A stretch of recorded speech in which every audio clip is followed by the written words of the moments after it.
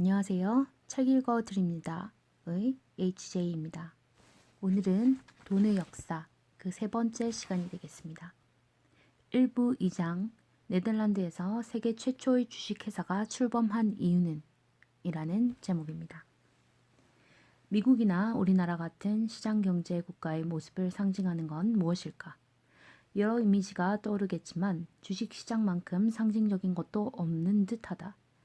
전광판에 쉴 새 없이 움직이는 주가, 주식 가격의 금등락에 따라 환호하거나 절규하는 사람들, 이만큼 극적인 장면도 없을 테니 말이다. 주식시장은 무엇일까? 단순하게 이야기하면 주식 등의 유가증권을 거래하는 곳이다. 여기서 주식이란 어떤 기업의 지분을 의미한다. 그러나 일반적인 지분은 아니다. 주식회사란 것이 만들어지기 전에는 사업을 시작할 때 인생을 거는 수준의 결의가 필요했다.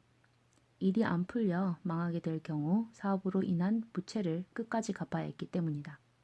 이 전통은 굉장히 오래된 것으로 고대 사회에서 채무 불이행은 매우 가혹하게 다뤄졌다.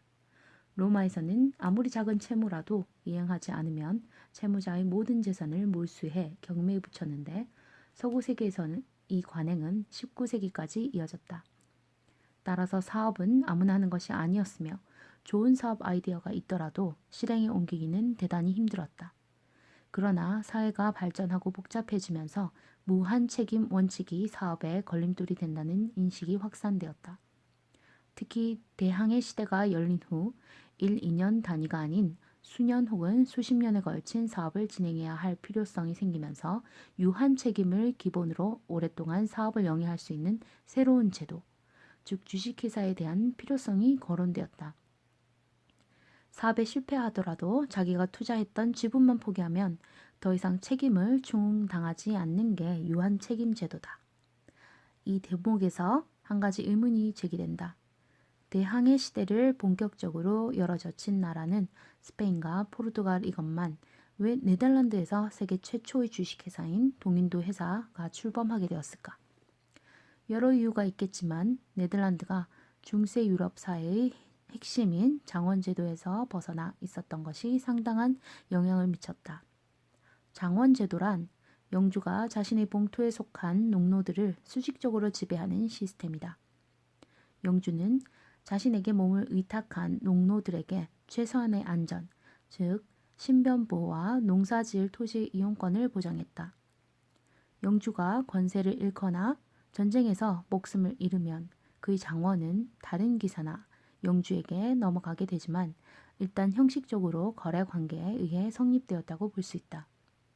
그런데 암스테르담을 비롯한 네덜란드 대부분의 주에는 장원제도가 발달하지 않았다. 네덜란드 육지 대부분이 바다나 늪지를 개간한 땅이다 보니 교회도 귀족도 소유권을 선뜻 주장하기 어려웠기 때문이다. 네덜란드 사람들은 다른 유럽 나라 사람들과 달리 직접 개척하거나 간척한 땅을 자유롭게 사고 팔았다. 귀족이 소유한 땅은 지금의 네덜란드와 벨기에에 해당되는 홀란트주 기준으로 단 5%에 불과했다. 이 덕분에 네덜란드 사람들은 전통과 종교의 굴레에서 벗어나 실용주의적 태도를 가질 수 있었다. 15세기 후반 종교개혁이 시작되었을 때 마르틴 루트의 의견서를 인쇄해 배포한 곳도 암스테르담이었다. 그곳에서는 에라스무스를 비롯한 사상가들이 적극적으로 자신의 의사를 펼치고 논쟁을 벌일 수 있었다. 네덜란드의 개방적인 풍토뿐만 아니라 16세기 말부터 이어진 기나긴 독립전쟁도 혁신을 유발한 원인으로 작용했다. 당시 남부 네덜란드를 통치하던 스페인이 종교의 자유를 억압하고 막대한 세금을 부과하여 여기저기서 반란이 일고 있던 터라 정부 차원에서 해외 진출을 도모할 여력이 없었다. 결국 네덜란드 정부는 해외 시장을 오랫동안 개척할 민간 자본을 육성해야 했는데 동인도 회사가 기가 막힌 대안이었다. 동인도 회사는 아프리카 최남단 희망봉부터 아메리카 대륙 서쪽 해안까지 펼쳐지는 광대한 지역에서 요새를 쌓고 군사력을 행사하는 등 네덜란드 정부가 할 일을 대신했다. 더욱이 동인도 회사 암스테르담 사무소의 초대 주주로 등록한 사람이 1143명에 이를 정도여서 거대한 자본금을 쉽게 모을 수 있었다. 인도네시아 몰루카 제도를 점령하고 여기에 요새를 쌓아 이를 지킬 용병을 고용하기 위해서는 거대한 자금이 필요했는데 이 문제도 깔끔하게 해결할 수 있었다. 게다가 이 거대 조직은 자기 마음대로 움직일 위험도 없었다. 소유권이 경영권과 분리되어 중요한 의사결정은 선출된 이사들이 내렸고 투자자들은 이들의 결정을 받아들이거나 주식을 팔거나 둘 중 하나만을 선택할 수 있었기 때문이다. 또한 주식회사는 법적으로 독립적인 실체였기 때문에 소유자 개개인과 분리되어 수명에 제한이 없었다.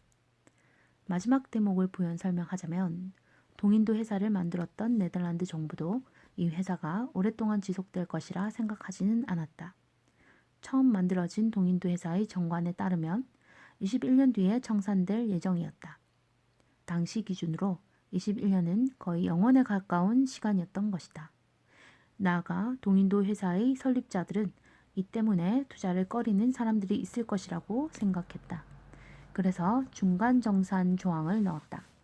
설립한 지 10년이 되는 1612년에 회계장부를 총정리하고 회사의 운영 상태를 주주들에게 공개한 다음 투자금을 회수하길 원하는 사람에게는 그렇게 해준다는 것이었다. 그러나 이 걱정은 괜한 것이었다. 도표 1-2에서 보듯 동인도 회사는 수백 년 동안 유지되었고 암스테르담에 세계 최초의 주식시장이 세워질 정도로 많은 투자자가 동인도 회사의 주식을 사고 팔게 되었다. 동인도 회사는 몇 차례 위기를 맞긴 했지만 배당금을 지급했으며 주가가 장기적으로 상승함에 따라 많은 주주를 부자로 만들어 주었다. 물론 만사가 순조롭지만은 않았다. 주식시장이 자리 잡으면서 재테크 붐이 일었고 동인도 회사가 성공적으로 세계 시장을 개척하는 바람에 아니 정확하게 말하자면 후추를 비롯한 귀한 향신료가 나는 인도네시아의 몰루카 제도를 아예 점령해버리는 바람에 너무 많은 돈이 유입되었다. 물론 해외에서 돈이 많이 들어오면 경기는 좋아진다. 하지만 그 돈을 적절하게 관리하지 못하면 여러 문제가 발생하게 하는데 그 대표적인 사례가 바로 튤립 파동이다. 1630년대 네덜란드에서는 터키 원산의 원예 식물 튤립이 큰 인기를 끌었다. 특히 튤립은 구근 형태로 거래가 되었기에 꽃의 모습과 빛깔을 예측할 수 없다는 점이 사행성을 부추겼다. 1630년대 중반에는 뿌리 하나가 숭늉공 연소득의 10배가 넘는 금액으로 거래되는 등 가격 상승이 새로운 매수자를 부르는 전형적인 금융 투기가 발생했다.